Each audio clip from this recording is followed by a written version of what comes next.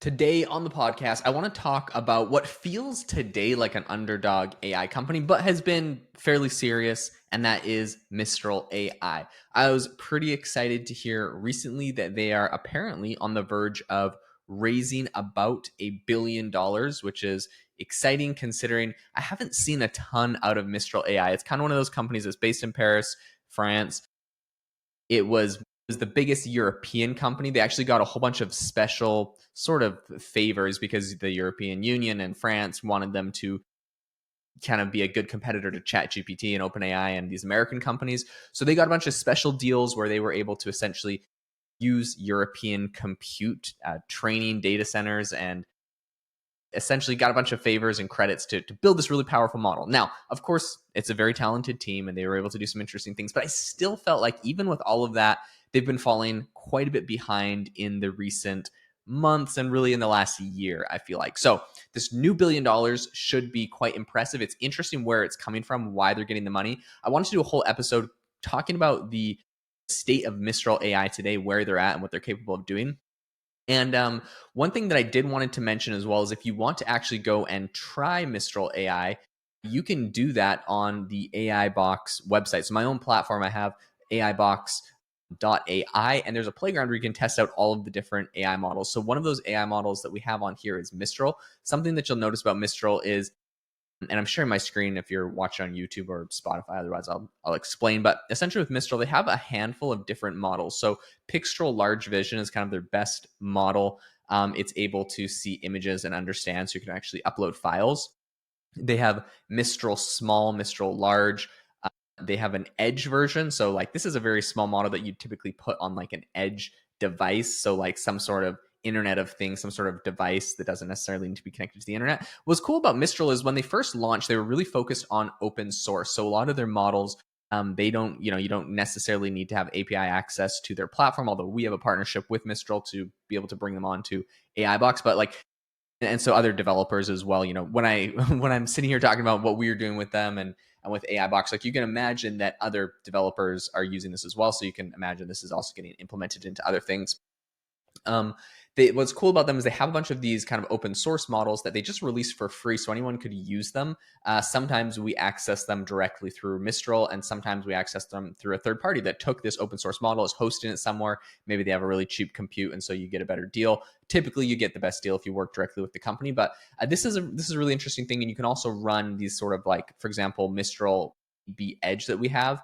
You could run it on a local device, like on your computer. You could run this without having to get access to even the internet. So this is kind of what was exciting about Mistral, was kind of this open source angle. Now, we saw other people do this at the beginning as well. We saw Meta doing this. OpenAI even was kind of their original mission before they switched. And it felt like Mistral it got a lot of recognition and a lot of people kind of loved them because of this. And then just like everybody else, Mistral is now, if you want their latest models, like if you want this Pixtral Large Vision, you have to get it directly from them. So you can access it over on their website, which is Mistral.ai. I went on there and was messaging them, and I asked them, some sort of geography question. And what really kind of struck me is if you ask them a question, it looks very similar to ChatGPT. The design is almost the same as it feels like all the AI models.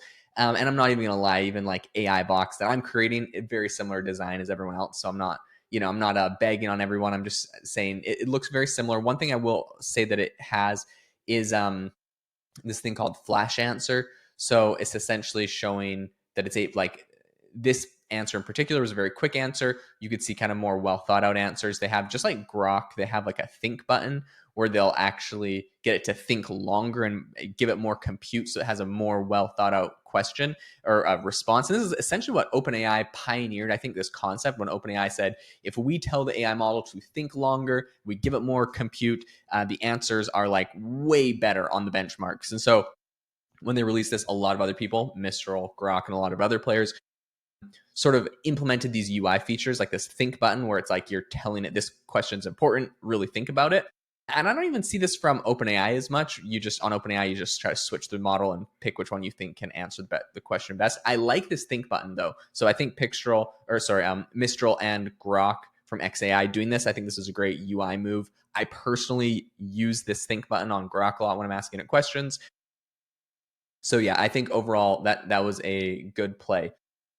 In any case, great tool. If you want to check it out, there's a bunch of places that you can do that. So why are they getting $1 billion? Mistral is actually getting this in equity. So this is, not some sort of debt deal. We recently saw Elon Musk do something similar, which I'll bring up in a second. But they're getting this from Abu Dhabi's MGX fund. Now, this is a very reputable fund. I've spoken with some folks here. I had a meeting in San Francisco with someone from MGX fund in the past about AI Box. And Bloomberg's reporting on this, but essentially this $1 billion deal is sort of interesting because Mistral's also talking to some people from inside of France. There's a lender called BPI France, and they're also talking with them about hundreds of millions of euros in debt that they can raise. But this is a completely different deal. This $1 billion would be equity. So when you have these startups doing the debt versus the equity, the debt obviously has to get paid back. They're making payments on it, and equity, they're able to. It's a lot cleaner. They just pay, they give over equity, and unless there's some sort of special arrangement, they're able to just take that money and run with it. They don't have to make payments on it. So I think when you see companies doing like a lot of debt things, typically that means that they might be a little bit more desperate. Sometimes that means they have just a more established business and they're able to, show, because debt, you also have to show like you can repay that debt, you have revenue, et cetera, et cetera. So I don't necessarily think it's a huge red flag if they're looking to raise hundreds of millions of dollars, especially if they're going to be able to raise $1 billion in equity. But when you see companies only doing debt, sometimes it can be sketchy. So Mistral's chat, by the way, like their ChatGPT competitor, it's called Le Chat. It's French, so we got to add a le at the beginning of it. And they would love you to believe that it's one of the most significant players in the world. I think in Europe, it's a lot bigger of a deal probably in the US, but I still think even in Europe, ChatGPT is kind of smoking everybody there. I think their market share is very, very small as far as actual use case goes. But when you do kind of have these localized models, they do get a lot of support from their local governments and jurisdictions. And so I kind of mentioned this at the beginning of the episode, but when Mistral first came out, they were actually put on like a special list where they got to use a whole bunch of resources and infrastructure from the government. They were given essentially data centers and a whole bunch of GPUs to train their model off of. And I believe it was to the tune of like hundreds of millions of euros worth of compute that they were able to access that they couldn't have afforded, but Europe and France wanted specifically to build a winner. I've heard a lot of people kind of compare it in a funny way to like China, how China will oftentimes try to pick tech winners in their country to compete. China obviously gets very heavily criticized when you talk about like DeepSeek, probably because of censorship and whatnot. But when France does it, it seems less, I don't know. I'm sure every country that wants to be sort of nationalistic or have a winner and compete on a global scale when they're not would probably do something similar. In America, it hasn't been a necessity because organically we have kind of ChatGPT and a lot of these other players coming out. But in any case, they received a bunch of funds to be able to essentially do that. Total, they've raised $1.9 billion. It's almost $1.2 billion. They have a $6.5 billion valuation. This is all according to PitchBook. And they last did a fundraise series in June of last year. So it's been over a year. They've not raised any more money since their Series B. Typically, for this specific industry, with like if you're building an LLM, I would say this isn't indicative of this company being incredibly hot. I feel like we're seeing other AI companies raise a lot faster when they're actually like the frontier models like ChatGPT, Anthropic, even XAI. All of those are raising, and Meta is putting in a lot of money, and Google is putting in a lot of money. So all of these companies are spending a lot and raising a lot, and I feel like Mistral has been a little bit left behind. So hopefully this is kind of a turnaround point for them. It's over a year later. If they can actually raise another $1 billion, they've previously raised $1 billion. If they could raise another $1 billion, maybe get a little bit of debt, I think that this could help spur their growth. So what's interesting is MGX, who is in talks apparently to give them this money, is $100 billion AI fund. And of course, it's backed by the Abu Dhabi government. So apparently NVIDIA is also looking at putting this in, and they're hoping to build Europe's largest AI data center campus. So What's interesting is the UAE, who kind of has this fund, they have promised to spend about 50 billion euros on AI projects inside of France. So this is part of a deal they made with the French president, Emmanuel Macron. He's trying to do this whole AI sovereignty thing there. And to be honest, I will give him, I'll give him a lot of props for really pushing entrepreneurial efforts and AI specifically in France. A lot of people criticize him, I think, for arresting the CEO of Telegram and essentially like holding him in country arrest. He's not allowed to leave the country for a lot of what would appear to be sort of like dubious claims. He hasn't been convicted of anything. They're just like building a case against him. And so he's been stuck in France for the last year. I remember when the news broke, I was spending 2 months in France last year. I've previously lived there for a couple years. And so I love France, but that kind of shocked me. So in any case, he gets a lot of criticism for that, but I think he's still also trying to push forward tech companies inside of there. And some people would argue that it's counterintuitive to essentially like imprison sort of or hold hostage inside your country the CEO of one of the biggest tech companies, not let them leave while you're building a case against them at the same time as telling everyone to all the other tech companies to come and build stuff there. So anyways, that's just like political drama, I guess, inside of France.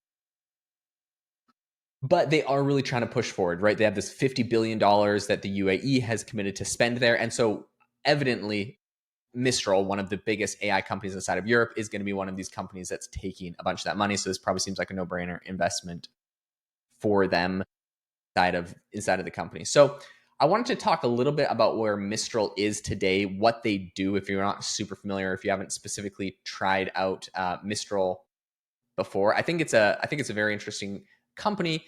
Competes with ChatGPT, but they're trying to do a couple things on their own. So if you go to their website, the four main things they say is that they let you make your AI your own. You can train it, you can distill it, you can fine tune and build with open source models. So they're really focusing on, like, I think developers isn't like everyday people are going to be doing this, but developers can use their open source models, can fine tune them, and can do a lot of interesting things.